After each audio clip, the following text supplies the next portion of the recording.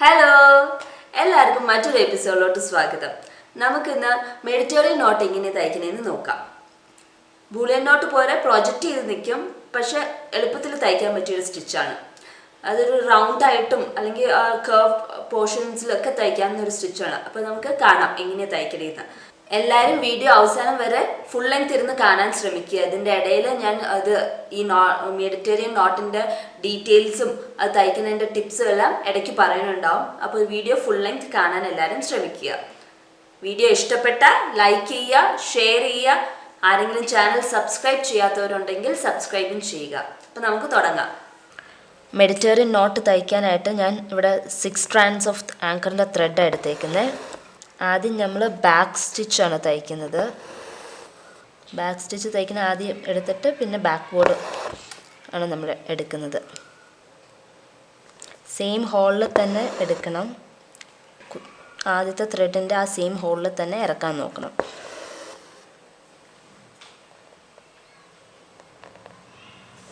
അപ്പം നമ്മൾ back stitch വെച്ചിട്ട് ഫുൾ സർക്കിളും ഫിനിഷ് ചെയ്തു.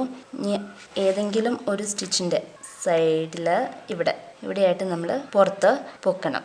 ഇങ്ങനെ പൊക്കിയിട്ട് നമ്മൾ ഈ ത്രെഡിൻ്റെ താഴത്തേക്കൂടെയാണ് എടുക്കുന്നത്. ഇങ്ങനെ എടുക്കുന്നതിന് ഒപ്പം തന്നെ നമ്മൾ ഇതുപോലെ ട്വിസ്റ്റ് ചെയ്ത് എടുക്കുകയും ചെയ്യണം. സൂചിയുടെ മേളിൽ കൂടെ പിന്നെ താഴത്തേക്കൂടെ.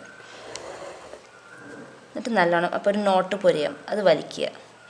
അങ്ങനെ ഓരോ ത്രെഡിൻ്റെയും താഴത്തേക്കൂടെ, തുണിയായിട്ട് അറ്റാച്ച് ചെയ്യുന്നില്ല, ഓരോ ത്രെഡിൻ്റെയും താഴത്തേക്കൂടെ ഇതുവരെ തന്നെ ഇങ്ങനെ.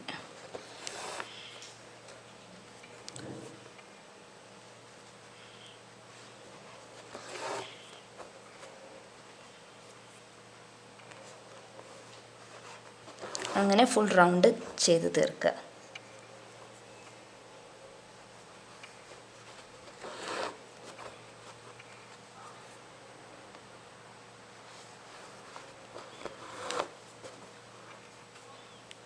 അപ്പോൾ നമ്മൾ ഒരു റൗണ്ട് അതുവരെ തയ്ച്ച് കഴിഞ്ഞു. ഇനി സെക്കൻഡ് റൗണ്ട് എങ്ങനെയാണ് ചെയ്യണമെന്ന് വെച്ചാൽ, ഇപ്പോൾ തയ്ച്ചതിൻ്റെ ഇടയിൽ കൂടെ, ഇപ്പോൾ തയ്ച്ചതിൻ്റെ ഇടയിലുള്ള ത്രെഡ് നമുക്ക് ഇങ്ങനെ കാണാം.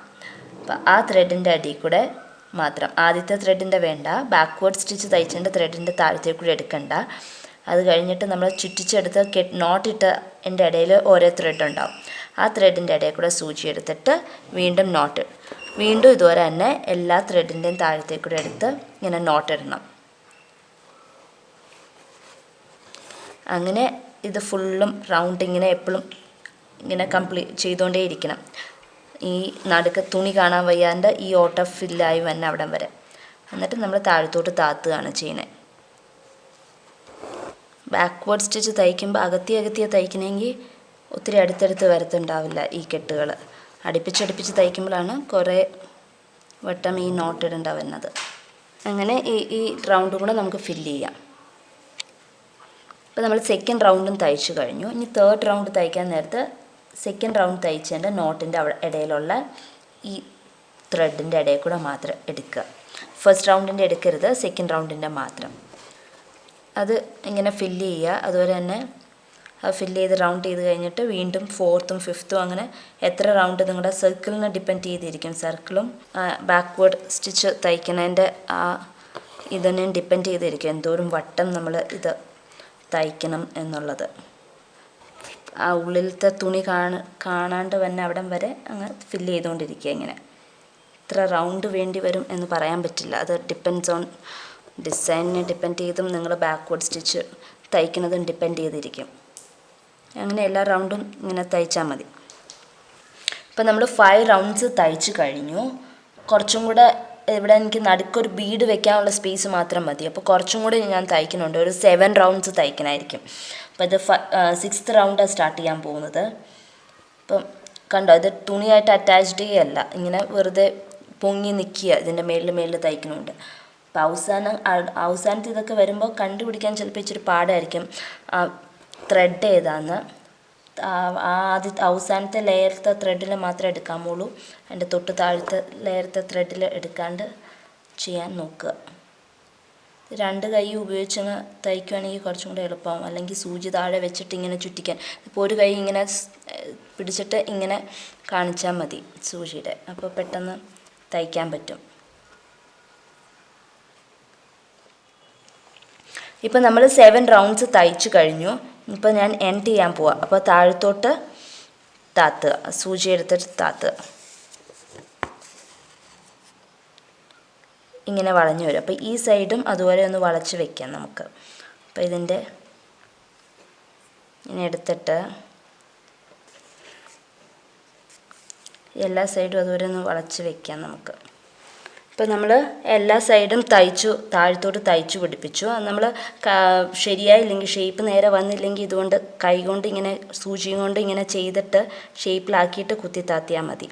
അപ്പം നടുക്കൊരു ഹോള് മാതിരിയായി, അവിടെ ഒരു വലിയ ബീഡ് വെച്ചാൽ മതി. ഇതുപോലെ മെഡിറ്റേറിയൻ നോട്ട് വെച്ച് ഇത് ആദ്യത്തെ ഒരു സ്റ്റിച്ച് ചെയ്താൽ മതി മെഡിറ്റേറിയൻ നോട്ട് എന്ന് പറഞ്ഞാൽ. ഇത് ബാക്കിയുള്ളത് ഫ്ലവർ ചെയ്യാൻ വേണ്ടിയിട്ടാണ് അങ്ങനെ പൊക്കി പൊക്കി ചെയ്തേക്കുന്നത്. അല്ലെങ്കിൽ ആ ബാക്ക്വേർഡ് സ്റ്റിച്ച് ചെയ്തിട്ട് ആ നോട്ട് ഇടുന്നത് തന്നെയാണ് മെഡിറ്റേറിയൻ നോട്ട് എന്ന് പറയുന്നത്. അപ്പം മെഡിറ്റേറിയൻ നോട്ട് വെച്ചിട്ട് നമ്മൾ പൂക്കളെല്ലാം തയ്ച്ചു കഴിഞ്ഞു.